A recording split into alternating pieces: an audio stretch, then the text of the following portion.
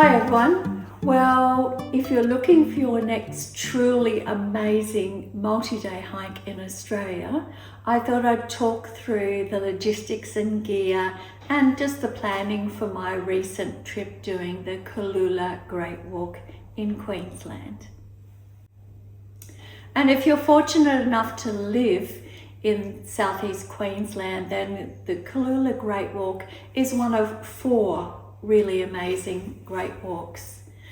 And who is it suited for? Well, I'd recommend it for entry-level multi-day hikers, and of course it's also a fabulous walk for those that are very experienced as well.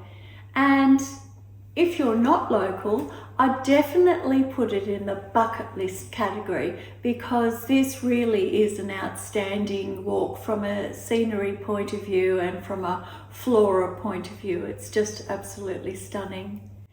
As for the trail itself, it starts traditionally at North Shore, which is near Tewantin, just north of Noosa on the Sunshine Coast, and it finishes at Rainbow Beach, which is an absolutely amazing place.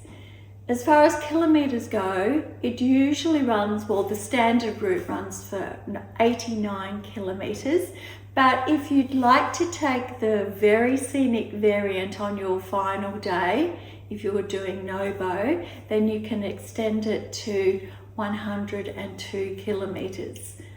The Cooloola Great Walk runs for 5 days, no matter which variant you choose. And as far as seasons go, or time of year that it's best to hike, I would definitely recommend autumn, winter and spring. And the reasons is that it's quite open and exposed for a fair bit of it. There is some beach walking, and therefore it's quite hot. So yes, those months are definitely my pick. I did it midwinter, if you're curious. I started on the 29th of July for 5 days. Okay guys, well, let's do a deep dive into the logistics. So your first, one of your first questions that you'll be trying to answer is to work out whether you're going to walk it northwards, Nobo, or Sobo, coming southwards.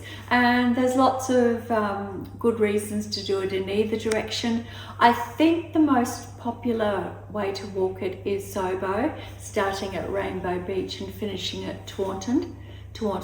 However, the standard route does start at North Shore near Tewantin and finishes at Rainbow Beach. And there's lots of reasons why you might choose to walk it in the Sobo direction, starting at Rainbow Beach and coming down to Tewantin. And that's because there's about a day and a half where you're doing really spectacular ridge lines with the most magnificent views as you're approaching Noosa. And so you can see all of Noosa laid out in front of you and all of the coastline.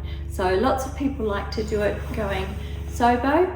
I chose to do it the traditional way, Nobo. It's my very first time doing the Cooloola Great Walk, and I really enjoyed it. I just took my time along those ridge lines, and I timed it with my favourite time of day, and I just kept stopping and turning around and having a look over my shoulder back over at the views of Noosa and all of that spectacular coastline.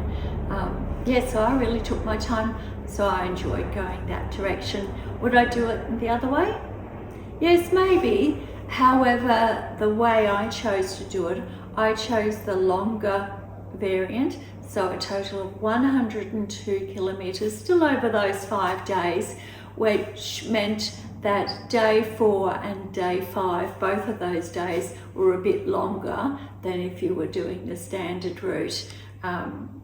So I like to, on a multi-day hike, I like to build up my kilometres, even if it's not building up much each day. That's just my natural progression and how I like to do it. So, and that brings me on to the next thing. Are you going to choose the traditional route, or are you going to add in the variant? And you're probably wondering, well, what on earth am I talking about? So let's talk through the standard route first. And so you still have 5 days, and on your 5th day, you will have camped at Cowrie Walkers Camp.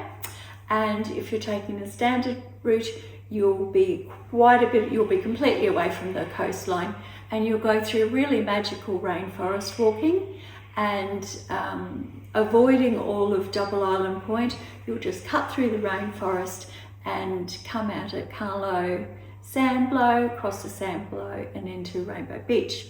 And that's the 89-kilometre in total version. However, if you want to extend it a bit, or you'd like another option, there is a wonderful variant that takes you along the beach for 10 kilometres, and you ascend Double Island Point to the lighthouse. It's a wonderful place to spot whales and dolphins and stingrays. A really beautiful place to have a break, a nice breakfast or whatever. And then you descend down the other side of Double Island Point, come out at the magical lagoon area, which is a fantastic place for a swim. Walk along there for a while, and then you ascend up to the cliffs above the coloured sands and join the traditional route going into Carlo Sandblow and then Rainbow Beach. So if you choose the longer variant, the 102-kilometre variant like I did, I chose, instead of camping at Cowrie Walkers Camp, which is the traditional route, I walked a little bit further, about another 6 kilometres, and camped at Freshwater camping area. And that area is open to everyone. So it's 4-wheel drives, it's caravans, it's campers, it's a really large campground. And then you would walk 27 kilometres on your day 4. And then on your day 5, because you're adding in that extra variant going out to Double Island Point and around the lagoon, that ends up being a 26-kilometre day. So yes, they're your options: standard route or add in the variant if you're game.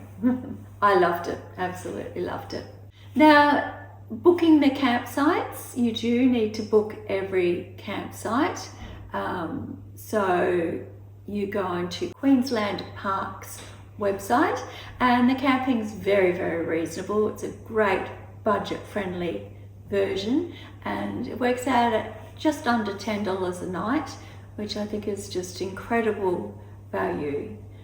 I would recommend, actually, no matter where you're coming from, unless you're living in Noosa or somewhere near Noosa, I would recommend just keeping your travel day to a travel day. So you might be coming up from Brisbane, and if that's the case, you'll be catching a bus to Noosa, and then you'll need to get to a little bit further to Tewantin, which could be a walk, it could be an Uber, it might be a bus. I haven't checked out the buses for that. And you could choose to camp at Tewantin, or do what I did, catch the ferry, do the little bit over, I think it's 2.5 kilometre road walk, and camp at the Big 4 on North Shore, which is actually where the trailhead starts if you're walking at Nobo from Tewantin to Rainbow Beach. That gives you a nice early start for your first day actually hiking, which would be the following day. And if you're travelling and you're doing it in a Sobo direction and you're starting at Rainbow Beach, then likewise, I'd still have a travel day. I'd stay at Rainbow Beach. There's a lovely Airbnb there that was reasonably priced called Debbie's Place. Yes, I'd just have a travel day and then do the hike, and then stay the night after the hike before you travel back to wherever you've come from. Time of day to hike. If you watch my 5 episodes in the Cooloola Great Walk series, you'll see that I personally love to start hiking in the dark, and there's a lot of reasons for that, but why might you make that choice, or why might you choose to start your hiking day as early as possible? It might be at dawn.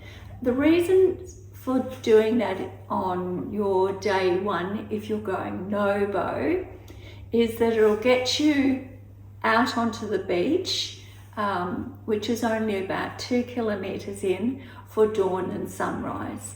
And I personally think it's an absolutely glorious way to start each day. You're walking out under a starry sky, if the skies are clear, and then you see first light, and then dawn, and then sunrise. And so I chose to do that for every single day of the Cooloola Great Walk, and that's definitely a strong recommendation. If you can possibly do that, perhaps in your hike training in the weeks leading up to doing the Cooloola Great Walk, you might like to set your alarm a little bit earlier just to help your body clock change. Me personally, I'm up at 4 a.m. training most days, so it's not a problem for me. But yes, I definitely recommend doing that, because the light, the quality of the light, you will have seen on one of the days, the sunrise through the gum trees, through the scribbly gums, was absolutely incredible. And on the others, looking across the beach and going up the ridge lines, sunrise, dawn, under the stars, it's all fabulous. It's a good idea to have a look at the tides, because if you're walking no-bow on your first day, you only have a couple of kilometres, it's 1.6 kilometres to walk on Tiwa Beach, but you will want to do it around low tide. And if you do the Double Island Point variant, then you have 10 kilometres of soft sand. So you would like to do that at low tide, because then you're walking on harder sand. On my day 5, it was absolutely amazing setting off underneath the starry skies, and as I was walking in the complete darkness, the lighthouse kept blinking all of the time, and so that was really pretty, walking towards that and watching that. Quite an unusual thing to do, I think. And then the dawn and sunrise were absolutely amazing. There are some options to camp in some alternate campgrounds along the way, and there's one specific area that I would choose to do this absolutely, and that was the normal Dutgee Walkers Camp area, which sits along the Noosa River. There are a couple of other campground options, either Camp 4 or Camp 3 Upper Noosa River campgrounds. You do need to book those on Parks Queensland, just like all of the other ones.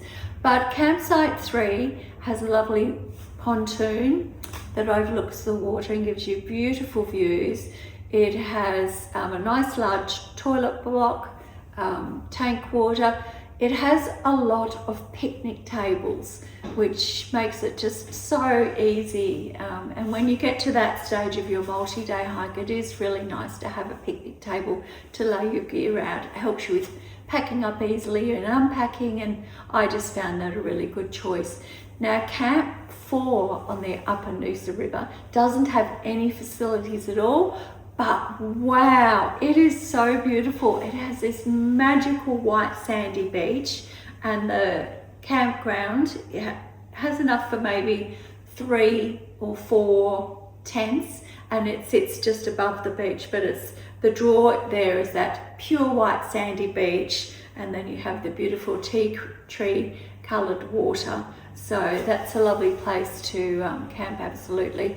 So if you're going no-bow like I did, the other thing is that if you choose to camp at Campsite 3, then you're cutting off about 2 kilometres of walking from that day.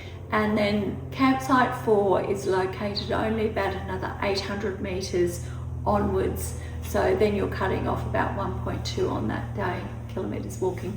So there's some alternate campsites, and I've already talked about if you're doing the beautiful, magical Double Island Point variant, then it made sense to me to try and even out those longer kilometre days by staying at freshwater campground.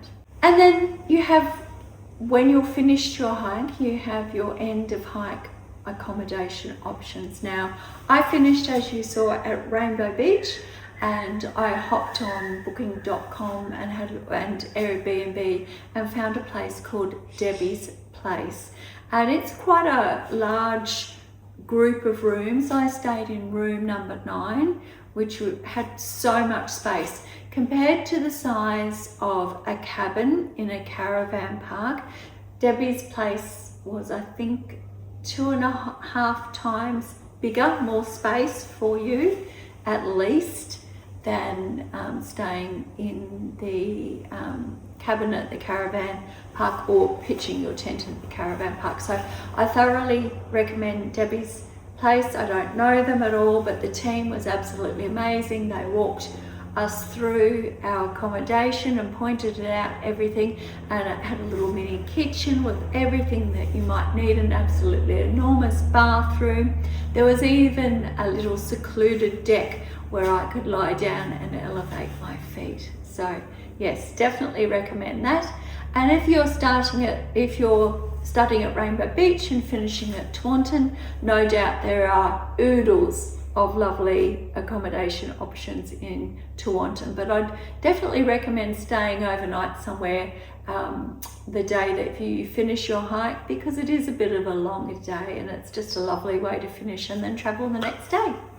Now let's talk about the facilities at each of the walkers' camps. They all have their own little individual areas, and at each individual area you'll find quite a large platform where you can lay out all of your gear and then put your tent on the ground alongside. And at the end of each platform there's a large lockable box or a metal box that closes so that you can put your food in there. Now, I would definitely also put my empty pack in there, because at a couple of the campsites I did find that there was a little bit of an issue with bush turkeys who definitely like to peck and get into your pack. I had some damage, 2 holes in the hip, one of the hip pockets in my pack, so definitely use those food storage boxes, because there are also possums and who knows what else. But apart from the bush turkey, I didn't have any problem at all with any of the animals. Now, there's also a great long drop toilet, which when I visited was pristinely clean. Bring your own toilet paper, as you do on all multi-day hikes. And then there's a water tank at each walker's camp as well, so you can gather and treat your water there. So I thought the facilities at each walker's camp were really good. My least favourite walker's camp was Dutki, and I chose not to stay there. And my favourite was Brahmani walker's camp. That just the view was just absolutely incredible. Okay, well, let's dive into the gear. Oh, before I forget, so in my YouTube series for the Cooloola Great Walk, you'll find the 5 episodes for each day of the walk. You'll also find a complete gear video, all of the gear that I took, and also a hiking food video, all of the food that I took as well. So check those out if you haven't had a chance to watch them. Now, just a few thoughts about gear for the Cooloola Great Walk. I definitely suggest a broad brimmed hat or a Legionnaire's hat and full length sun protection, because there is a fair bit of the Cooloola Great Walk that is open and exposed, and even in winter I found that I was wet through with perspiration, very, very hot. Kept overheating a bit, and so having to stop a bit. So yes, sun protection is really important, including sun cream, of course. Now, from one end of the body to the other, I suppose, I like to walk in trail runners, and I found them really great, perfect for the Cooloola Great Walk. However, I would recommend using gaiters, just little ankle gaiters, to help keep out sand in your trail runners. I only had a little bit of sand on one of my days hiking. Which one was that? Oh yes, day 5, which makes sense because it was the 10 kilometres of beach walking along Tiwa Beach and then around the lagoon area as well, and then Carlo Sandblow. So yes, that's my shoe recommendation. Quite happy with that decision. Foot care in camp. I just thought I'd talk a little bit about that because it is something that I take very seriously. No one likes blisters, and the Cooloola Great Walk is made up probably of 70% of walking in sand. So my own personal thoughts on it is looking after my feet, ankles, knees. As soon as I get to camp and I've set things up a little bit, I take my air mattress, my sleeping mat, and I put it on a platform, and I lie down on the platform and I elevate my feet up onto the locked box, and I leave them elevated for about 45 minutes, and then I like to have a bath on the trail. Now how I do that is I use 1 litre of water, and I heat that water and I pour it into a large snap lock bag, and I add in a few drops of my chosen essential oils. I use tea tree oil for antibacteria, but only a couple of drops, that's all you need. And then I have some fragrance ones, some lavender. My combination is lavender, geranium and rose. And I wash myself completely using the hot water in the bag, and the steam and the fragrances. Oh, it's just heavenly. But regarding the feet, I make sure I wash them very, very thoroughly in between the toes, make sure they're completely clean, and then air them out. And I also take 2 pairs of socks, and they're both toe socks. And when I get to camp, actually, the first thing I do is take off my shoes, take off my socks, put on my slides, and I rinse out my socks, because a lot of blisters are caused from the combination of salt water, and by that I mean your perspiration. And in this case you have the evil perspiration with all of that salt and the salt crystals, and you also have the sand being very abrasive. So I like to rinse out my socks. I just hang them on a tree, and I found that mine dried, and I do that every day. So I wear 1 pair one day and wash them when I get to camp. Usually they dry overnight, but I do have a second backup pair as well to wear. So that's how I look after my feet on trail. And then finally, I would recommend, if you're able to do the slightly longer route, and it is a bit longer, difference between 89 kilometres and 102, up at Double Island Point, when you go up to the lighthouse, that's an absolutely fabulous spot to have a really nice long food and drink break and just take in the scenery, because when you're up there on the left hand side, you're overlooking all of Rainbow Beach and the coloured sand cliffs, and they're absolutely incredible.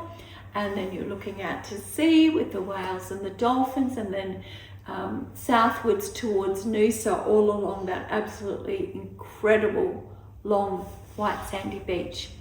And when you come down the other side into the lagoon area, that's another really great option to stop, have a bit of a swim, take your time. You know, you've got plenty of time in the day to have a nice swim, and then dry your feet off. Yes, you'll have some salt water on it. I usually take an extra little bottle of water if I want to do that, and I just rinse off, use a bit of my drinking water, rinse off my feet to get the salt off before I put my socks and shoes back on. So there you have it. That's my thoughts on the Cooloola Great Walk, and the logistics and gear and a few tips and tricks.